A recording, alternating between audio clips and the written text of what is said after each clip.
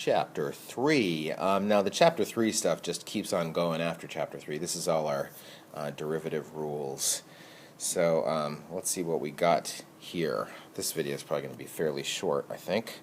I need to take the derivative of this. So let's see, x times sine x. So that is a product rule. So x times sine x. To find the derivative of a product, I take the derivative of the first times the second plus the first times the derivative of the second. And that is answer choice B. Okay. What do we have here? This looks like I've got something to the fifth power. So when I have like a composite function, something being raised to the fifth power, I need to use the chain rule. So what's the derivative of something to the fifth power? It's 5 times something to the fourth power. This something is this, times the derivative of what's inside. The derivative of what's inside is 3x squared minus the derivative of cosine is negative sine, so that negative sign is going to flip that.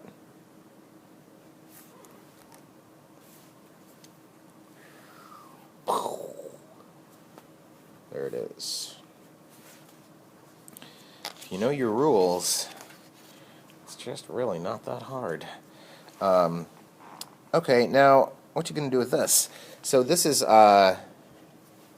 here the derivative of f of g of x. You could take the g of x and like try to put it in there. You could do that, but I'm going to do this like sort of just a general chain rule problem. You can write the chain rule in general for the derivative of some f of g of x, and I think you have it like this in your notes. Is just like, I mean, we just did it right here, right? So what's the derivative of f of whatever? It's f prime of whatever. But if the whatever is not just a plain old x, then you need to multiply by the derivative of what's inside. So I'm going to do this problem like this. So what's f prime? F prime of x is equal to this here. Square root signs are not really our friend. We like rational exponents because that lets us use the power rule real easily. So the derivative of this is 1/2 times x squared minus 4 to the negative 1/2 times the derivative of what's inside, which is 2x. Now, if you're just going to leave an answer, you don't have to simplify that, but I need to actually plug stuff in here, so I am going to simplify this. Not much to do. All I can do is 1/2 times the x there. So that's x, and then raising something to the negative 1/2 power means putting it in under a square root sign on the bottom. So x over the square root of x squared minus 4. That's what f prime of x is. Okay? So what's f prime of g of x? G of x is this, so this means plug g of x, 3x minus 2, into this. That means everywhere where I see an x, I've got to plug that in. So that means here I'm going to have 3x minus 2, because that's taking the place of the x, over the square root of 3x minus 2 squared minus 4, because this is taking the place of the x. That's this, times g prime of x. G prime of x is just 3. That's easy. Okay, and then I want to plug in 3. Okay, so You know what we could have done? We could have just plugged a 3 in, like here. Let me do it this. I'll plug the 3 in here, and I'll show you what I think actually, in retrospect, might have been a little bit easier. But I got this written out here, so I'll finish doing it this way. So 3 times 3 is 9 minus 2 is 7 times 3 is 21 over the square root of 3 times 3 is 9 minus 2 is 7 squared is 49 minus 4 is 45. All right, where's that answer? It's not there. Dang it. I guess I have to simplify. So, sorry kids. Sometimes you have to do math in math class. This is 9 times 5, so the square root of 9, a 3 can come out of that, and that simplifies or reduces to that. So the other option would have been, if we wanted to plug in the 3, this g of 3. G of 3 is, that's my 7, and then that means I have to do f prime of 7, so I could have taken the 7 and plugged it in here. You can get the same thing. It's just a matter of like when you plug the 3 into the g function. You're going to do it here, or you're going to do it before. So either way, it's good. All right. Number 10. Function f is defined by this. What points on the graph of f have the property that the line tangent to f at xy has a slope of 1/2? Lots of words. Makes me confused. No, this is just saying that what's the slope of the tangent line? That's just saying what's the derivative. That's the same thing, right? So if you want to have a tangent line that has a slope of this, that means the derivative has to equal this. That's all that's saying. So what's f prime of x? We need to find that and set it equal to 1/2. Slope. So let's see, low d, looks like we got to do some quotient rule here. Low d high, the derivative of x is 1, minus high d low, the derivative of the low of x plus 2 is also just 1, over low, x minus x is nothing, so that's my derivative there. So I want this to be equal to 1/2. I want the slope to be equal to 1/2. There's different ways you can handle this. I think I would just cross multiply here, so 2 times 2 equals that times 1. Now, a couple ways you could do this too. You could just kind of stare at this and think about, okay, like what do I have to square to get 4? And then kind of puzzle it out. You need to, if you want to get 4 here and you're going to square something, then this thing in here needs to either be 2 or -2. So that means x is equal to 2 or x is equal to -4.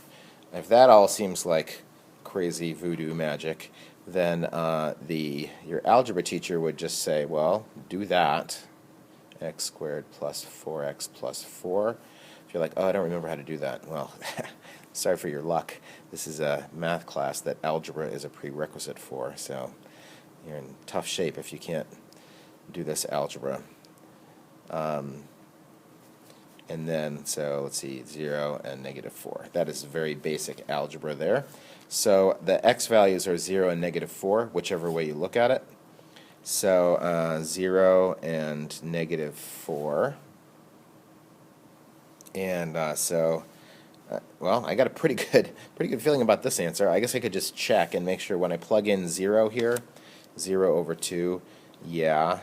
And when I plug in -4, I get -4 over -2, which is 2. So yeah, that's it. Those are my points.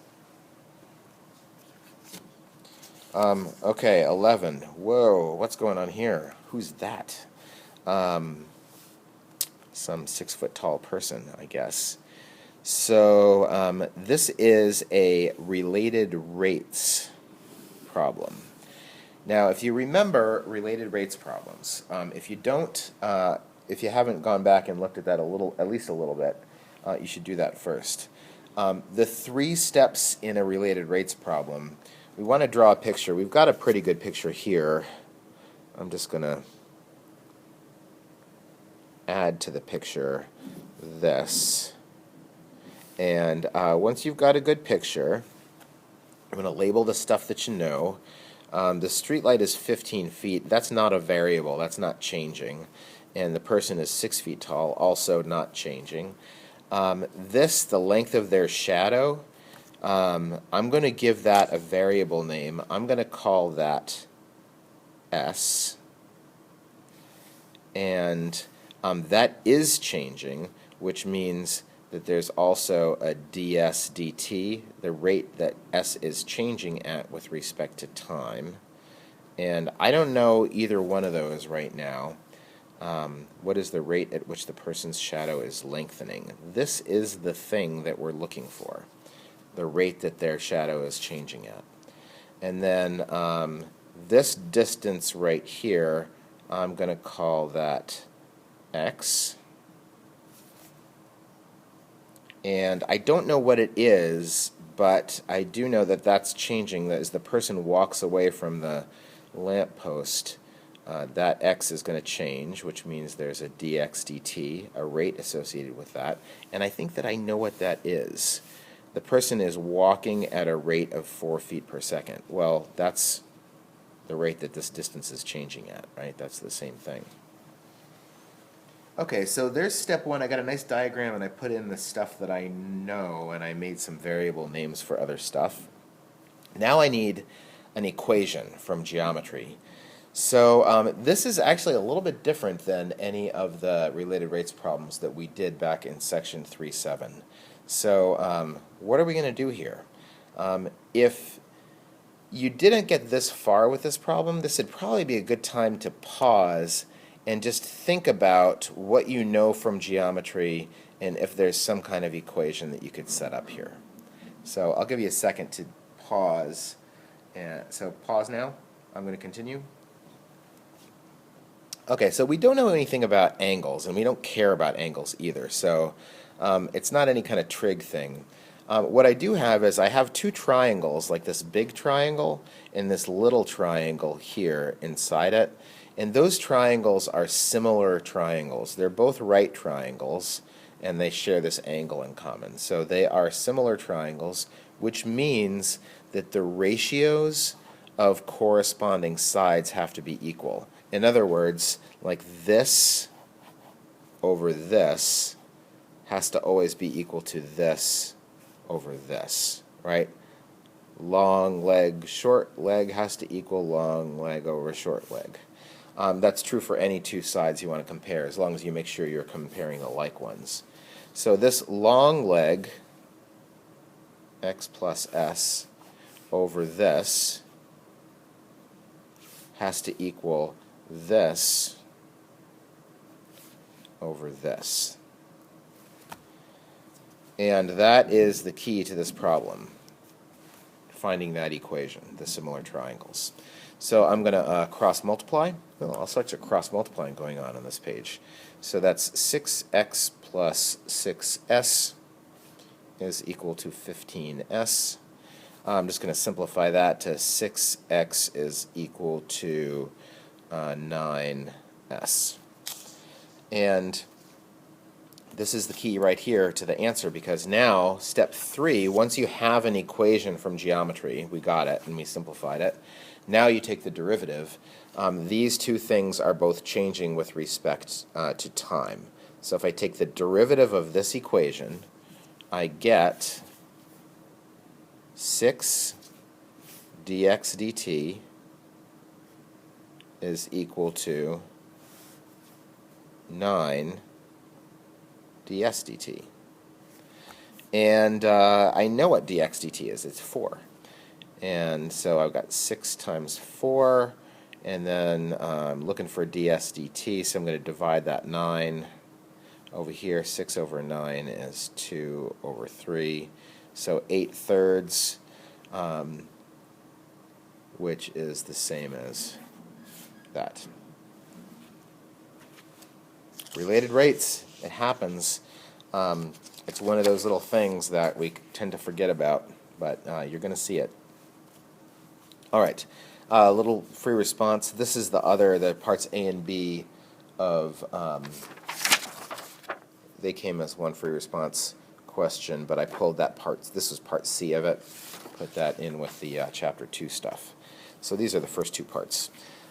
Here's a function. It's this, and it sure is helpful to know in your little cache of functions you're supposed to be familiar with that this is the top half of a circle with radius 5.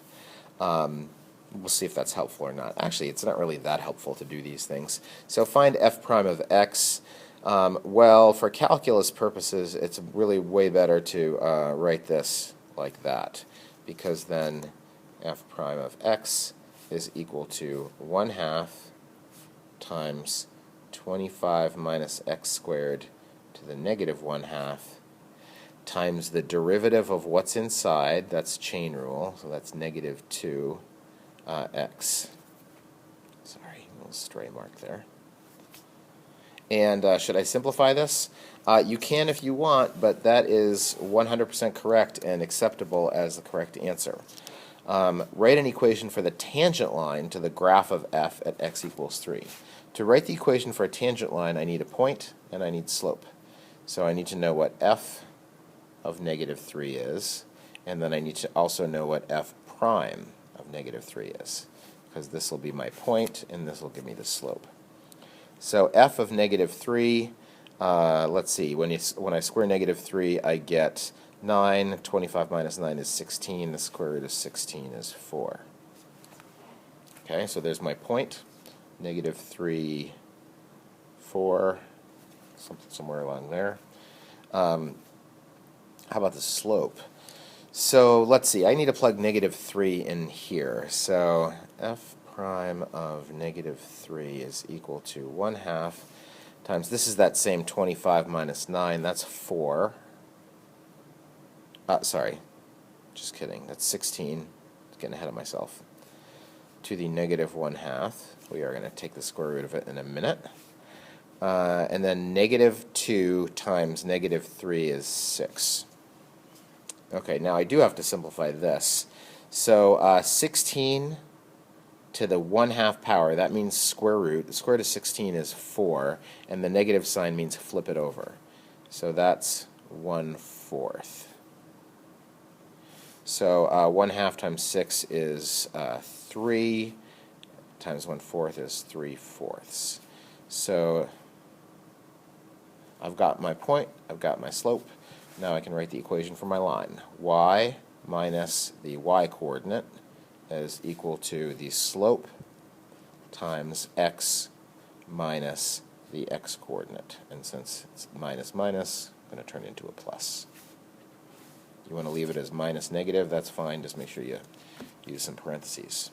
All right, that's the chapter 3.